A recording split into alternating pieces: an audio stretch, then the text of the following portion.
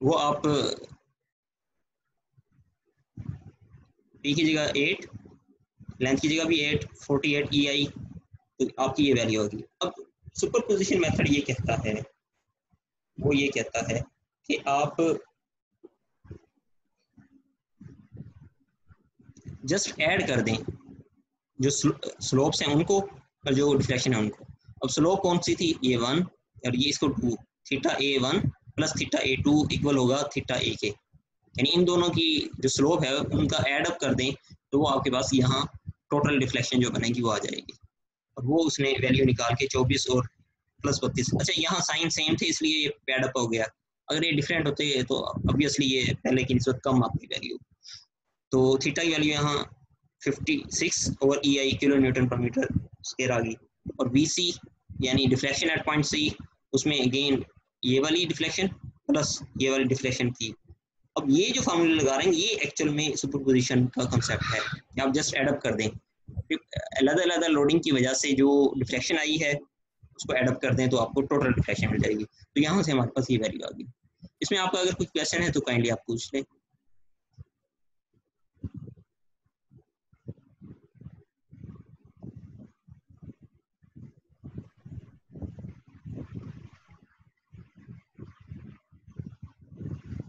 कोई क्वेश्चन नहीं है?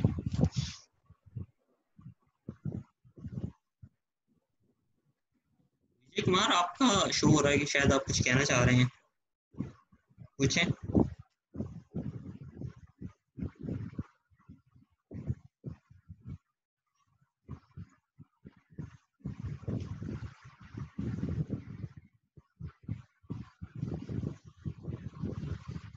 किसी का कोई क्वेश्चन नहीं है, चलें आगे मूव करते हैं। सुपरपोजिशन मेथड में क्या है कि अलग लोडिंग की वजह से जो मोमेंट है उन सबका एडअप करेंगे तो टोटल मोमेंट बन जाएगा। और एक मोमेंट की ये इक्वेशन है तो बाकी सबकी इसी तरह इक्वेशन लिख के उनको एडअप करना है। और जहाँ तक डिफ्लेक्शन की बात है, एक डिफ्लेक्शन की ये इक्वेशन है, बाकी सबको एडअप करेंगे तो आपके पास ये आ जाएगी। बेसिकली जो डिफ्लेक्शन है ये इन टर्म्स ऑफ मोमेंट है, तो इस वजह से अलग अलग जो मोमेंट की वैल्यूज थी वो पुट करेंगे आप तो ये आ जाएगी। और ये अलग अलग मोमेंट आएंगे कैसे, हर सेक्शन का अलग, यानी आप अगर पिछली एग्जाम्पल में हम देखें, यहाँ तो हमने डायरेक्ट फार्मूला निकाल लिया, अदरवाइज अगर इसको सॉल्व कर रहे होते तो पहले हम यहाँ सेक्शन लेते और सेक्शन पे जो इंटरनल बेंडिंग मोमेंट है एट दैट सेक्शन वो फाइंड करते। वो वाला जो इंटरनल बेंडिंग मोमेंट है ना वो यहाँ M1 M2 और M3 ये शो किया गया है। तो बहरहाल it can be very useful in finding redundant reactions, particularly if a problem can be split up into standard cases। यानी सुपरपोजिशन मेथड उस वक्त बहुत इंपॉर्टेंट हो जाता है जब हम किसी प्रॉब्लम को दो स्टैंडर्ड केसेस में स्प्लिट कर सकें, जैसे सिंपली सपोर्टेड बीम और कैंटिलीवर बीम में हम कर सकें, या इसी तरह बाकी कोई स्टैंडर्ड केस बनता है उसमें कर सकें। उसकी हमें डायरेक्ट पता होता है कि डिफ्लेक्शन की वैल्यू ये आएगी, तो वो फाइंड करके हम निकाल सकते हैं सुपरपोजिशन मेथड लगा के। तो ओवरऑल बीम के तमाम लोडिंग की वजह से जो डिफ्लेक्शन आएगी वो हम निकाल सकते हैं। अब ये एक और प्रॉब्लम है जो कि एक अहम प्रॉब्लम है क्योंकि ये इंडिटरमिनेट बीम का भी बन जाता है। अच्छा, क्वेश्चन ये है cantilever beam with a prop at free end carrying UDL uniformly distributed load. इसकी a cantilever beam which is provided with a prop at one end is termed as prop beam। ये cantilever beam थी, यहाँ अगर हम एक ये support लगा रहे हैं इसको प्रॉप कहते हैं, तो ये वाली बीम प्रॉप बीम बन जाती है। सबसे पहले इस पे हमने फ्री बॉडी डायग्राम ड्रा की, फ्री बॉडी डायग्राम ड्रा करने के बाद इस पे हमने एक्विलिब्रियम की इक्वेशन अप्लाई की, और एक्विलिब्रियम की इक्वेशन ये कहती हैं इस पे लोड कितना लग रहा है, ये WL डाउनवर्ड टोटल लोड, क्योंकि W पर यूनिट लेंथ है, इसको लेंथ से मल्टीप्लाई करेंगे तो लोड बनेगा, यानी इसके यूनिट है न्यूटन पर मीटर, जबकि लोड के यूनिट होने चाहिए न्यूटन। तो न्यूटन बनाने के लिए हम क्या करेंगे, लेंथ से मल्टीप्लाई करेंगे। कितनी लेंथ से, जहां जहां UDL है, एंटायर लेंथ पे UDL है तो टोटल लेंथ से हम मल्टीप्लाई कर देंगे।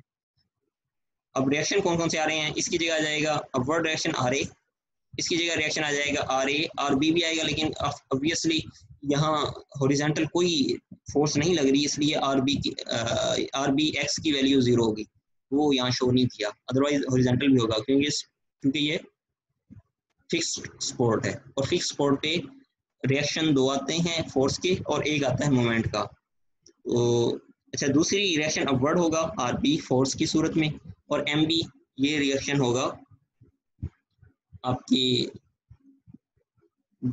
बेंडिंग मोमेंट की वजह से, सॉरी ये रिएक्शन होगा, बेंडिंग मोमेंट नहीं, एम बी जो है ये इस सपोर्ट को जो आप अलहदा करेंगे और फ्री बाई डायग्राम बनाएंगे तो इस सपोर्ट का इफेक्ट इस बीम पे जो था उसका जो रिएक्शन आ रहा है वो एम बी मोमेंट है, तो ये रिएक्शन मोमेंट है एम बी। जी इक्विलिब्रियम की कंडीशन कौन सी है? Summation of all forces along Y axis vertical है, शुड बी जीरो, तो R A plus R B किसके कहला जाएगा? डब्ल्यू एल के। ये इसको इक्वेशन ई वन इसलिए क्या कि ये इक्विलिब्रियम की इक्वेशन थी और वन मतलब पहली। Summation of all moment at point B लेते हैं हम, तो इसमें ये क्लॉकवाइज इसलिए नेगेटिव आ गया, ये अगेन आर ए इंटू ये लेंथ ये नेगेटिव आएगा, प्लस आएगा डब्ल्यू एल किस पे एक्ट करेगा? मिड पे, क्योंकि ये यूडीएल है और वो इसके सेंट्रॉइड पे एक्ट करता है। अब ये जो रेक्टेंगुलर शेप बन रही है इसका सेंट्रॉइड मिड पे बनेगा, तो सिंपली ये कि यहाँ मिड पे डब्ल्यू एल एक्ट कर रहा होगा, तो उसका डब्ल्यू एल एक लोड है, फोर्स है, उसका मूवमेंट आर्म बी से कितना बनेगा, क्योंकि हम बी पे ले रहे हैं मूवमेंट, वो बनेगा हाफ ऑफ द लेंथ, तो W L into L by two यहाँ मैंने लिखा है। ठीक हो गया, तो यहाँ से एम बी की वैल्यू आ जाएगी W L square by two minus R A L, ये क्वेश्चन ई टू आ गया। अच्छा ये दो इक्वेशन आ गई। अब अगर हम यहाँ मोमेंट लें, कहीं और किसी पॉइंट पे भी मोमेंट ले लें, वो तमाम की तमाम इक्वेशन आपको इन्हीं दो इक्वेशन आंसर दे रही होंगी, यानी बाकी जितनी भी आप इक्वेशन फाइंड करेंगे वो सारी की सारी रिडंडेंट इक्वेशंस होंगी, क्योंकि उनसे कोई नई इन्फॉर्मेशन आपको नहीं मिल रही होगी, वो इन दोनों की इन्फॉर्मेशन जो है उसी पे बेस कर रही होगी। ठीक हो गया, अब जरा आगे हम मूव करते हैं। अच्छा अब ये तो रिएक्शन, अब ये कितनी है इक्वेशंस? दो, और अननोन कितने हैं? एक दो तीन। डायग्राम पे देखें, एक अननोन, दूसरा अननोन और ये तीसरा अननोन, तो तीन हमारे पास अननोन है। ठीक हो गया,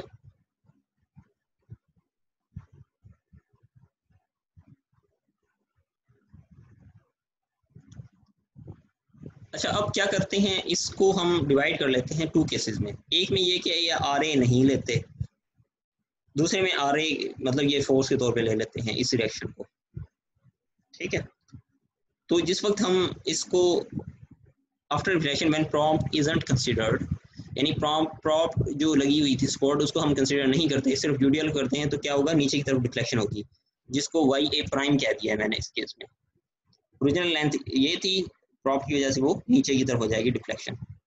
और आर दूसरे केस में यूडीएल हम कंसीडर नहीं कर रहे, यूडीएल हम कंसीडर नहीं कर रहे बल्कि आर ए कंसीडर कर रहे हैं। अच्छा स्टूडेंट्स एक चीज़ का ख्याल रखिएगा कि जिस वक्त हम इन दोनों को एडअप करें, इसको और इसको, तो ये हमेशा इसके इक्वल आना चाहिए, तो इन दोनों को ये आर ए यूडीएल और ये फिक्स पोर्ट को हम कंसीडर करते हैं, तो फिर हम यहीं पहुंच जाते हैं जो कि ये है, ना कोई लोड कम होता है ना ज़्यादा होता है, इसका हमें ख्याल रखना है। ये मज़ीद आपको जिस हम ये करेंगे प्रोसीड करेंगे मज़ीद आपको आइडिया हो जाएगा।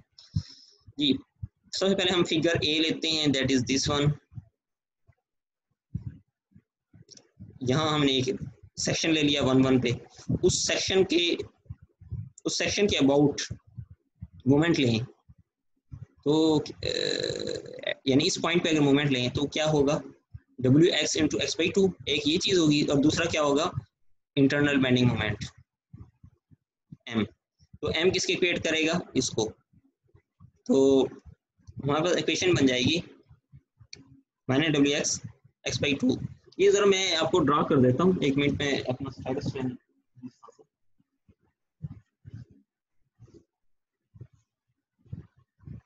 ये वैसे मैंने आपके बाकी स्लाइड्स में जो है बड़ा डिटेल से शो किया है, यहाँ वो शो नहीं किया हुआ, पर मैं कोशिश करता हूँ आपको कुछ आइडिया हो जाए। हमारे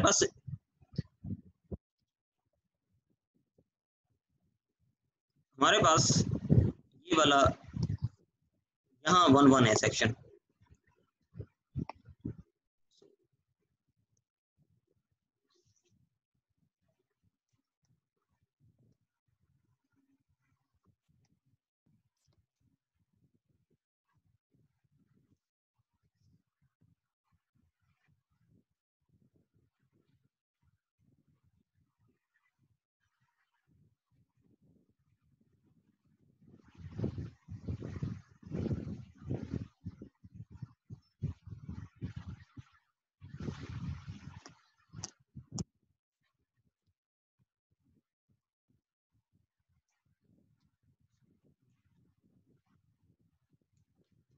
ये वाला जो हमारा ये वाला जो पार्ट है, ये वाला पार्ट, इसको मैं यहाँ ड्रा कर रहा हूँ, और इसमें अगर देखें तो यहाँ हमारे पास यूडी इलेक्ट कर रहा है, ठीक है, और ये वाला सेक्शन 1-1 है।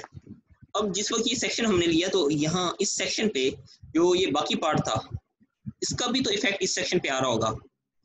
जब हम 3D बाई डायग्राम से इस पार्ट की बना रहे हैं जो कि लेफ्ट साइड पे है सेक्शन के 1-1 के, लेकिन यहाँ इंपॉर्टेंट चीज़ ये है कि सेक्शन 1-1 पे जो राइट वाला पार्ट है, ये वाला पार्ट, इसका इफेक्ट भी तो आ रहा होगा, और वो इफेक्ट हम शो करते हैं दो चीज़ों से। एक होता है ये वाली चीज़ बी यानी शेयर फोर्स, और दूसरी आता है बेंडिंग मोमेंट एम, और यहाँ यूडी इलेक्ट कर रहा है, ये वाला, ये यूडी इलेक्ट कर रहा है।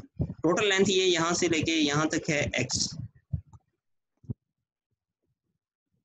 अब हमने किया क्या, यहाँ जो 1-1 सेक्शन था, ये वाला, ये 1-1 सेक्शन जो था, इस पे हम इक्विलिब्रियम की कंडीशन अप्लाई कर रहे हैं, जो कि summation of all forces all moment eight 1-1 should be 0। अगर हम यहाँ इस पॉइंट पे मोमेंट का समेशन ले रहे हैं और उसको इक्वेट कर रहे हैं 0 के, ताकि ये इक्विलिब्रियम में हो, ये वाला पार्ट जो हमने कंसीडर किया है, ये सेक्शन, तो इसके लिए ज़रूरी है कि हम देखें कि इसमें से कितनी फोर्सेस जो है मूवमेंट कर रही हैं और कितने मूवमेंट ही एक्ट कर रहे हैं। तो यहाँ एक ये मूवमेंट आएगा, ये वाला एम, और ये क्या है, एंटी क्लॉकवाइज, इसलिए पॉजिटिव होगा। काउंटर क्लॉकवाइज पॉजिटिव ले रहे हैं, इसलिए ये एम पॉजिटिव आ गया। वी जो है, ये वी, ये इसी पॉइंट में से पास कर रहा है, इसका मोमेंट आर्म 0 है, इस वजह से वी की वजह से कोई मोमेंट नहीं होगा इस सेक्शन पे। अच्छा, अब बाकी चीज रहेगी, ये लोड क्या है, डब्ल्यू, और लेंथ कितनी पे एक्ट कर रहा है, एक्स पे, तो टोटल लोड कितना बन जाएगा, डब्ल्यू एक्स, जो कि डाउनवर्ड एक्ट कर रहा होगा। ये डब्ल्यू एक्स किस पॉइंट पे एक्ट करेगा, मिड पे, तो मोमेंट आर्म कितना बनेगा, यहाँ से लेके यहाँ तक, यानी ये वाला मोमेंट आर्म बनेगा, ये होगा x/2। तो x/2 यहाँ एक्ट कितना कर रहा होगा, यूडीएल की जगह अगर मैं रिप्लेस करूं तो ये आ जाएगा wx। तो wx को जब आप मल्टीप्लाई करेंगे x/2 से, तो ये बन जाएगा wx/2, और ये होगा किस डायरेक्शन में, यानी ये इस तरह एक्ट करेगा, इस तरह, यानी काउंटर क्लॉकवाइज, तो ये पॉजिटिव होगा।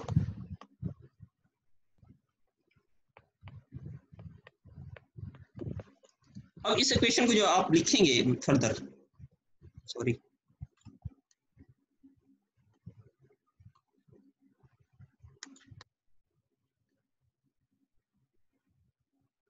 इस इक्वेशन को, ये वाली इक्वेशन को आप फर्दर जब लिखेंगे तो ये दूसरी साइड पे जाके माइनस हो जाएगा। तो यही मैंने लिखा है कि ये, और ये एम क्या है, ये बेंडिंग मोमेंट है, ये वाला bending moment, internal bending moment. तो एम की वैल्यू क्या आ गई, -wx²/2। तो यहाँ अगर किसी स्टूडेंट को कोई क्वेश्चन हो तो काइंडली पूछ लें, क्योंकि ये बार बार हम ये सेक्शनिंग करते हैं और मोमेंट निकालते हैं एट सेक्शन। तो इसमें अगर किसी का क्वेश्चन है तो feel free to ask.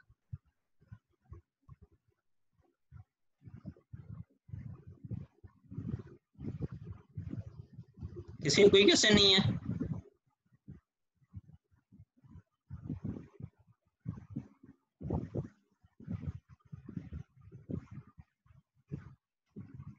Sir ji sir, ये हमने जो मूवमेंट लिया है सर, हमने लिया है ये लेफ्ट साइड से, सॉरी राइट साइड से लिया है सर। हम लेफ्ट साइड से भी तो ले सकते थे।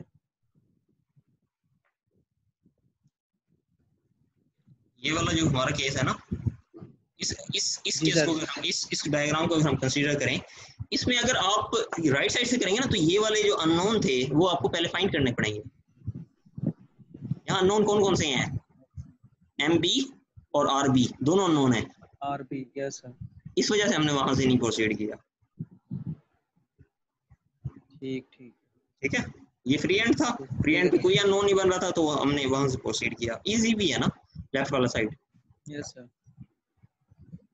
ठीक है सर। किसी और का क्वेश्चन?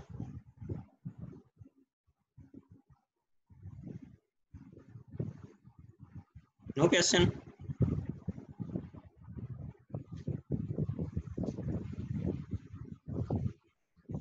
यहाँ मुझे एक रोल नंबर 49 शो हो रहा है, आपका कोई क्वेश्चन है? 49? No sir. आप जरा एक्सप्लेन करेंगे अभी तक क्या बात हुई है?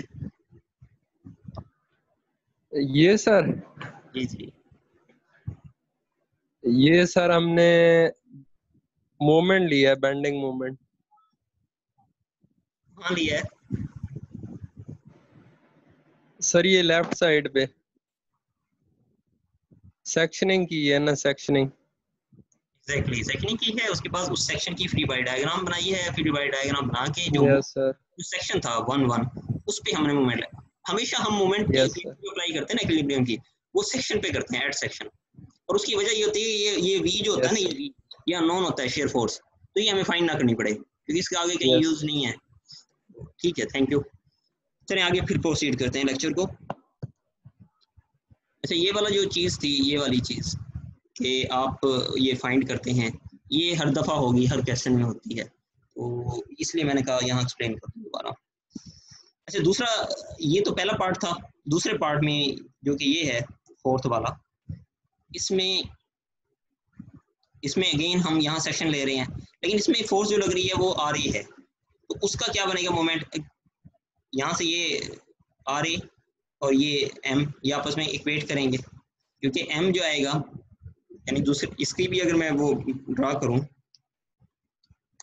इसके लिए भी अगर मैं ड्रा करूँ, तो ये आपका सेक्शन 2 हो गया, यहाँ आर ए एक्ट कर रहा है और ये डिस्टेंस कितना है एक्स, तो आपका यहाँ बी एक्ट करेगा और एम करेगा, तो summation of all moment eight section 2 should be 0। इसके लिए ज़रूरी है कि एम क्या है, और काउंटर क्लॉकवाइज पॉजिटिव ले रहे हैं, तो एम आ जाएगा पॉजिटिव के साथ और आर ए आ जाएगा नेगेटिव के साथ, R A into moment arm जो कि क्या है एक्स शुड बी 0, तो यहाँ से हमारे पास एम क्या आ जाएगा आर ए एक्स, यही आर ए एक्स मैंने यहाँ लिखा हुआ, अगर आप गौर करेंगे आर ए एक्स ही लिखा हुआ, तो ये यहाँ जिसको आपकी थोड़ी प्रैक्टिस हो जाएगी, आप डायरेक्ट एम को इस फॉर्म में लिख सकते हैं, रादर दैन कि आप अलग सेक्शन लें, फिर उसकी फ्री बाई डायग्राम बनाएं और फिर सबमिशन करें। लेकिन अगर आपको थोड़ी कंफ्यूजन हो, थोड़ी सी भी कंफ्यूजन हो, तो बेहतर ये है कि आप ये कर लें, जो मैंने ये रेड में एलादस बना के ड्रा करके शो किया है, आप ये कर लें, इससे आपकी कंफ्यूजन दूर हो जाएगी और क्वेश्चन के गलत होने के चांसेस मिनिमाइज हो जाएंगे।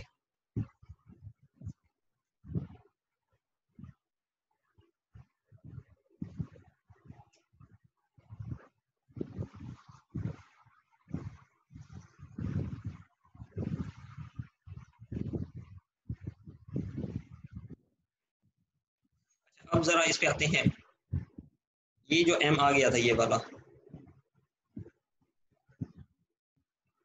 एम जो आया था, जो कि पहली फिगर से आया, दूसरी फिगर से आर ए एक्स आया, इन दोनों को अलग लिख दिया, एम एम इसके इक्वल, और एम जो है ये हम पहले पढ़ चुके हैं, is equal to minus E I D square Y और डी एक्स स्क्वायर के इक्वल होता है एम।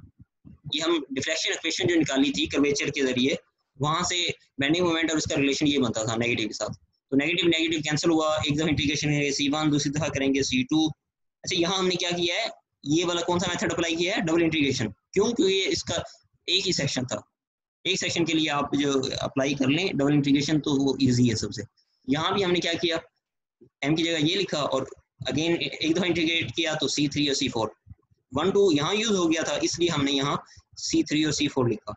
अच्छा अब ये अननोन है, C1 C2 constant of integration है, ये अननोन है, इन इक्वेशन को फुली डिटरमिन होने के लिए जरूरी है C1 और C2 की वैल्यू आपको पता हो, और यहाँ इस इक्वेशन के लिए जरूरी है कि RA C3 और C4 की आपको पता हो, तो हम क्या करें, बाउंड्री कंडीशन लगाएंगे। अब दो केसेस थे, ये वाला जो ये लेफ्ट पे चल रहा है और ये वाला जो राइट पे चल रहा है, बाउंड्री कंडीशन लगाएंगे। बाउंड्री कंडीशन क्या कहती है कि जिस वक्त आप राइट साइड पे यानी x इक्वल टू l, इसका क्या मतलब होगा, इसका मतलब होगा कि आप यहाँ हैं इस जगह, और ये कौन सी स्पॉट थी, फिक्स्ड, जब फिक्स स्पॉट होगी तो उस पे डिफ्लेक्शन भी जीरो होगा और उस पे स्लोप भी जीरो होगी। तो सबसे पहले उसने लिया स्लोप, तो पहली बाउंड्री कंडीशन है dy और dx, इसको स्लोप भी कहते हैं, इसी चीज को थीटा भी कहते हैं, स्लोप भी कहते हैं। तो स्लोप dy और dx is equal to 0 at fix end, मतलब x is equal to l। जब आप ये वैल्यू पुट करेंगे, किस इक्वेशन पुट करेंगे, जो स्लोप वाली थी, ये थी इक्वेशन स्लोप वाली, इसमें हमने पुट किया, तो यहाँ से C1 की वैल्यू ये आ गई। इसी तरह ये स्लोप की इक्वेशन थी, यहाँ भी आप पुट करेंगे वैल्यू, तो ये आपके पास C3 की वैल्यू आ जाएगी। इसी तरह आप ये जिस वक्त दूसरी इक्वेशन पुट करेंगे, ये वाली, इस इक्वेशन पुट करेंगे, यहाँ से आपकी डिफ्लेक्शन आ जाएगी, इस इक्वेशन पुट करेंगे डिफ्लेक्शन आ जाएगी, ठीक है। तो अगेन C2 और C4 आ गया, स्लोप से C1 और C3 आया था, डिफ्लेक्शन से C2 और C4 आ गया। आप ये उन इक्वेशन में डाल दें तो आपके पास वो इक्वेशन आ जाएंगी। लेकिन फिर भी उसमें एक मसला है, और वो मसला ये है कि यहाँ RA जो है अननोन आ रहा है। ये तो ठीक है, नोन हो गई, बट ये नोन नहीं हुई। और ये याद रखें, ये सिर्फ पार्ट की है, अलग-अलग। ओवरऑल जो हमने निकालना है वो भी दोनों का सम अप करके होगा। तो ओवरऑल जो है वो क्या था, YA। अगेन जरा YA ओवरऑल पे जाते हैं, ओवरऑल YA वो ये है, यहाँ है टॉप बीम, क्या यहाँ डिफ्लेक्शन आएगी? नहीं। तो ओवरऑल YA की वैल्यू क्या होनी चाहिए? 0। तो यही इक्वेशन यहाँ लिखी गई है, यहाँ कि YA prime YA double prime should be 0। तो हमने क्या किया, हमने ये किया कि ये वैल्यू YA प्राइम की निकाल ली। कैसे निकाली? उस इक्वेशन से C1 और C2 की वैल्यू पुट करके यहाँ से YA सिंगल प्राइम आ गया, और C3 C4 की वैल्यू पुट करके YA डबल प्राइम आ गया। इनकी वैल्यूज आ गई, इनकी वैल्यूज हमने यहाँ पुट की और इक्वल टू 0, क्योंकि यहाँ डिफ्लेक्शन 0 होनी चाहिए थी। यहाँ से हमारे पास RA नोन हो गया। RA को आप इक्विलिब्रियम वाली जो E1 इक्वेशन थी वहाँ पुट करेंगे, RB आ जाएगा। और जिस वक्त इसको यहाँ आप पुट करेंगे E2 इक्विलिब्रियम वाली, वहाँ से MB आ जाएगा। अब ये तीनों नोन हो गए, RA RB और MB ये नोन हो गए हैं।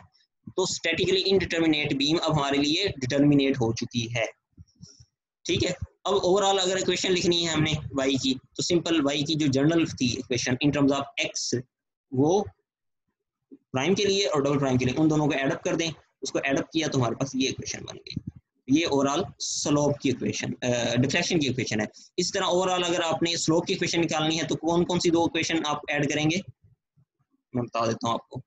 ये वाली इक्वेशन प्लस ये वाली इक्वेशन करेंगे, बट यहाँ C1 और C3 की वैल्यू पुट करने के बाद करेंगे एडअप। तो इन दोनों को एडअप करेंगे तो ये जनरल इक्वेशन स्लोप की बन जाएगी। तो ये है हमारा ये वाला लेक्चर। और जरा दूसरे लेक्चर पे भी चलते हैं।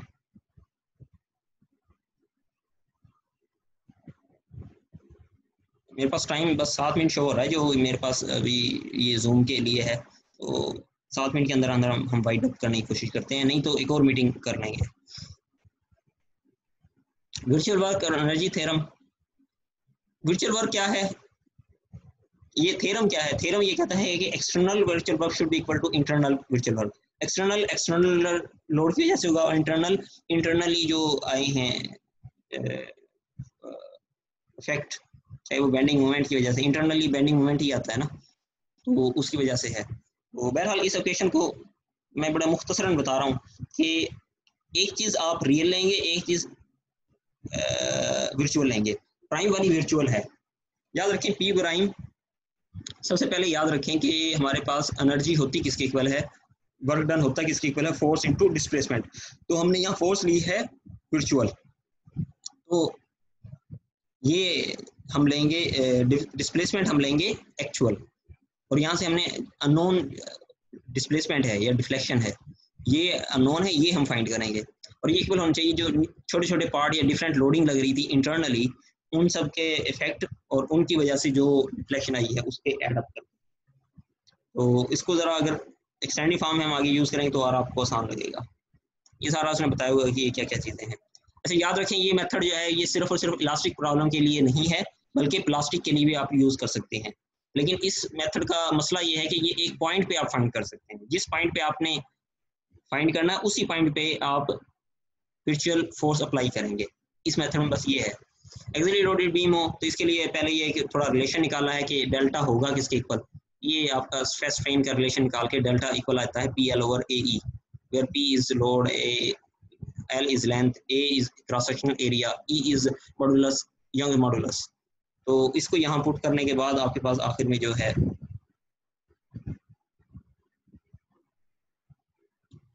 इसको यहाँ पुट करके और फिर बाद में हम सॉल्व कर लेते हैं।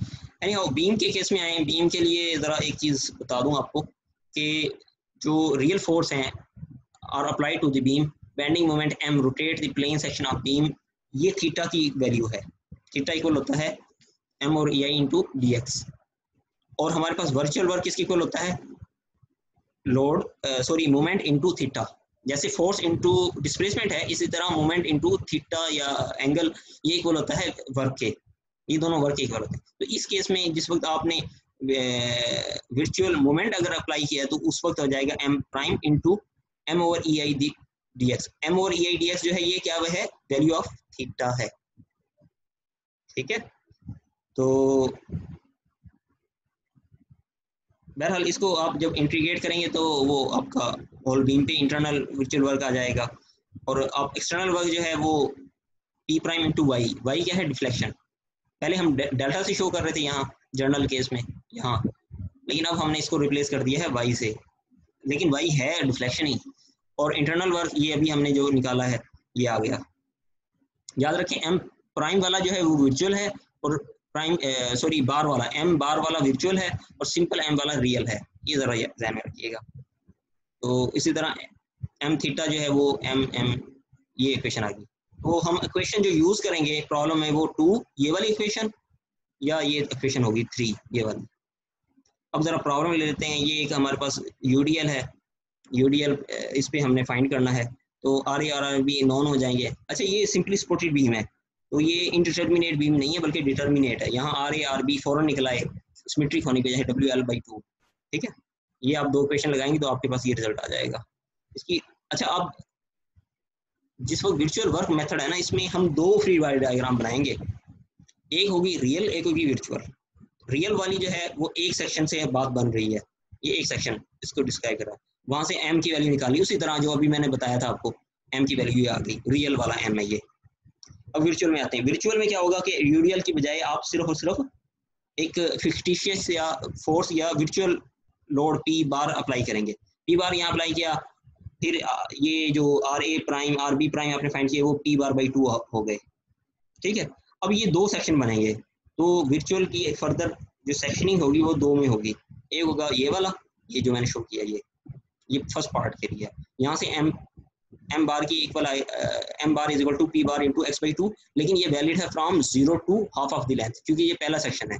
सेकंड सेक्शन की बात करेंगे वो हाफ ऑफ द लेंथ से फुल लेंथ होगा, और उसके लिए क्या होगा यहाँ m बार, और ये m बार इक्वल आ जाएगा आखिर में p बार इंटू l-x/2। ये कहाँ से कहाँ तक वैलिड है, इस सेक्शन में वैलिड है ये हाफ ऑफ द लेंथ से फुल लेंथ। तो अब ये वाला आपका प्रिंसिपल था external is equal to internal, और वो उसकी इक्वेशन आपने लिख ली जो सेकंड इक्वेशन थी। सेकंड इक्वेशन है डिफ्लेक्शन के लिए, स्लोप के लिए थर्ड इक्वेशन है। तो सेकंड इक्वेशन लगाई, यहाँ हमने ये p बार ये लिख लिया, और अंदर ये m बार, ये 2 पार्ट में क्यों डिवाइड किया, क्योंकि आपके 2 सेक्शन बन रहे थे वर्चुअल के, इस वजह से 0 से l/2 0 से l/2। ये करने के बाद अब आप इस पूरे में से देखेंगे p बार कॉमन आ रहा है, तो p बार और p बार कैंसिल आउट हो जाता है। तो कहने का मतलब ये कि जो हमने फिक्टिशियस फोर्स या वर्चुअल फोर्स लगाई थी वो आपस में कैंसिल आउट हो जाती है आखिर में, और जो रह जाता है वो डिफ्लेक्शन रह जाती है, और वही हमने निकाली थी। तो बाकी इंटीग्रेशन अप्लाई करके और आप आखिर में ये y is equal to 5/384 into WL/EI ये फाइंड कर सकते हैं। बाकी ये हमने MM1 में पढ़ा था स्ट्रेन एनर्जी का, कि नॉर्मल फोर्स स्ट्रेस की वजह से स्ट्रेन एनर्जी की वैल्यू क्या होगी, वो ये होगी integral over the volume sigma square over 2E into dV, और इसी तरह आपकी स्ट्रेन एनर्जी शेयर की वजह से ये होगी, एक्सियल लोड के लिए ये होगी, ये वैसे हमने अभी निकाला भी था पीछे, और ये वाला जो बेंडिंग मोमेंट है इसके लिए ये होगी। तो ये थोड़ा मैंने आखिर में स्पीड की है क्योंकि मेरे पास टाइम थोड़ा था। आपका अगर कुछ क्वेश्चन है काइंडली पूछ लें, नहीं तो ये मीटिंग एंड होने लगी है। सर इसके बाद कोई मीटिंग होगी?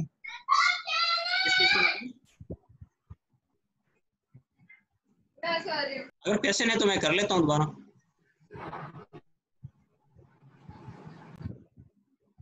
क्वेश्चन नहीं है तो फिर नहीं होगी।